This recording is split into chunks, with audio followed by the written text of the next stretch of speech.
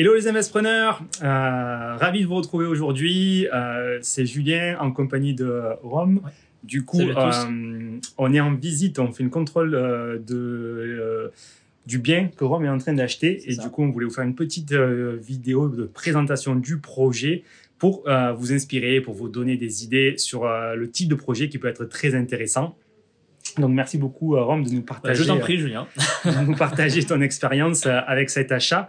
Donc, du coup, est-ce que tu peux nous dire en quelques mots le type de bien que tu es en train d'acheter et le projet que tu comptes faire?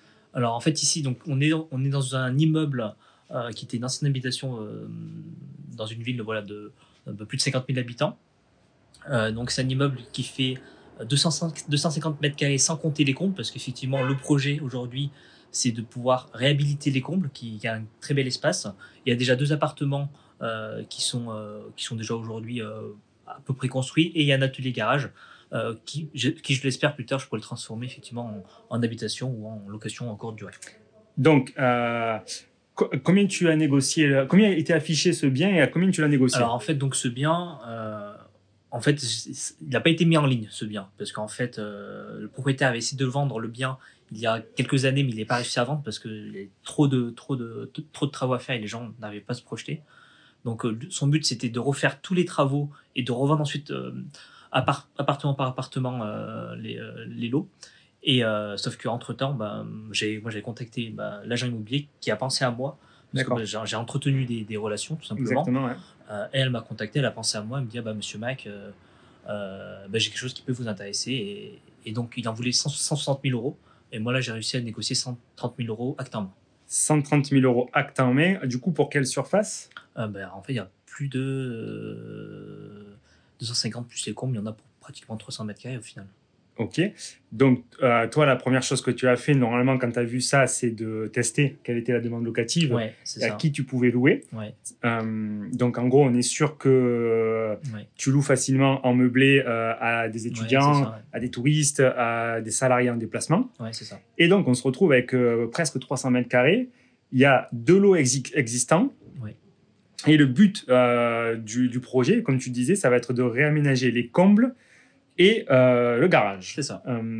Et donc, la particularité des combles, du coup, comme on fait du meublé, on peut le faire passer en déficit. On va créer, on va aller chercher, du coup, pas mal de déficits. Et alors, on n'a pas la hauteur réglementaire, mais comme ça sera loué avec l'appartement du dessous, au final, en duplex, on arrive à rajouter des chambres et avoir la hauteur réglementaire grâce à l'appartement qui est existant du dessous.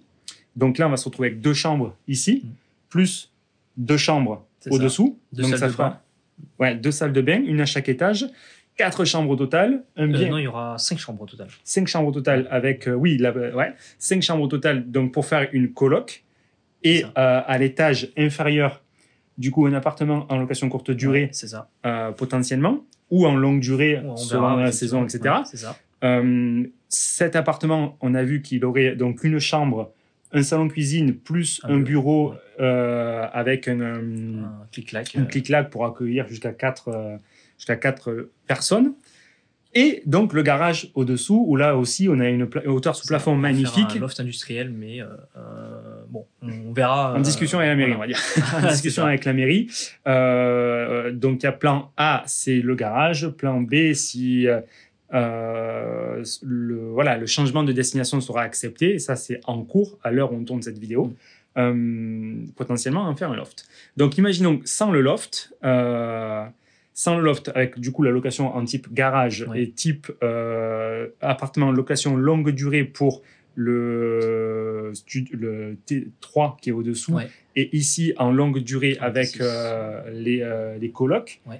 Ça te fait une mensualité de combien et un loyer de combien au total? Alors, j'aurai 2 200 euros de loyer. De loyer. Après, en crédit, ce que j'aurai, ça sera entre 1 000 et 1 200 euros de crédit. Et en termes de cash flow net, je suis à 700 euros minimum en longue durée. 700 euros minimum, sans compter le loft. Sans compter le garage et sans compter la location courte durée. C'est ça. Donc, un projet à 700 euros de cash flow net. Effectivement, il y a du travail parce qu'il faut changer, il faut réhabiliter des combles. Donc, tu as du rafraîchissement dans les appartements du deuxième et du troisième, et tu as du gros œuvre dans les combles à réaménager et potentiellement dans le garage, si ça se fait. Mais en allant sur un type de projet, en fait, le but de la vidéo, c'est aussi de vous montrer qu'en allant sur un type de projet beaucoup plus complexe et pas forcément standard comme la réhabilitation d'un appartement traditionnel, on arrive à générer en location longue durée du cash flow. Surtout beaucoup de cash flow par rapport à un investissement traditionnel. Et c'est une véritable machine à cash si tu le mets en location courte durée.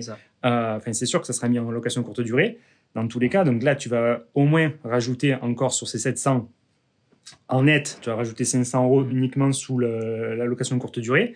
Et si le changement de destination est accepté sur là, c'est jackpot, ça explose. On sera sûrement à 2000 € de cash flow si c'est vraiment accepté par la mairie. Voilà, donc le but, est-ce que tu peux... Parce que du coup, le projet, ce cash flow-là, tu l'as pas trouvé sur le bon coin, en fait, tu l'as créé. Est-ce que tu aurais un conseil à donner pour trouver en fait ces pépites-là et faire comprendre qu'en fait ça n'existe jamais sur le bon coin, c'est toi qui as cherché, c'est toi qui ça se fait pas en claquant des doigts, ça fait plusieurs mois que tu travailles dessus, c'est toujours pas fait en totalité parce qu'on attend encore des autorisations. Donc ça serait quoi le conseil que tu pourrais donner aux personnes qui voudraient faire la même chose? Déjà, faut pas hésiter à appeler, à aller visiter et persévérer. En fait, tout simplement, faut s'entraîner. Sinon, si on passe pas à l'action, on n'aura rien, tout simplement. C'est sûr. Donc, passez à l'action et tenez-nous au courant si du coup vous trouvez d'autres pépites comme celle-là. On fera une petite vidéo peut-être mise à jour pour vous tenir au courant d'où ça en est. Et on espère du coup que ça vous aura apporté un peu de valeur, vous donner des idées sur le type de projet que vous pouvez faire vous aussi pour créer le maximum de cash flow et non pas vous retrouver avec des boulets dans quelques jours. Donc effectivement, là, c'est pas encore fait en totalité parce que le but, c'est vraiment de s'assurer que ce sera pas un boulet. Donc, on est en train de voir le tout à l'égout. Et voilà, c'est jamais un projet qui est parfait. En fait, il y a toujours des couacs, il y a toujours des problématiques, il y a toujours des choses à revoir. Là, effectivement, on a encore des doutes, mais on va creuser. Et le but du jeu de l'investisseur immobilier, c'est de creuser et de lever ses doutes pour aller chercher de la rentabilité. Voilà, j'espère que ça vous a plu. Je vous retrouve bientôt pour une prochaine vidéo. Ciao, ciao! Salut!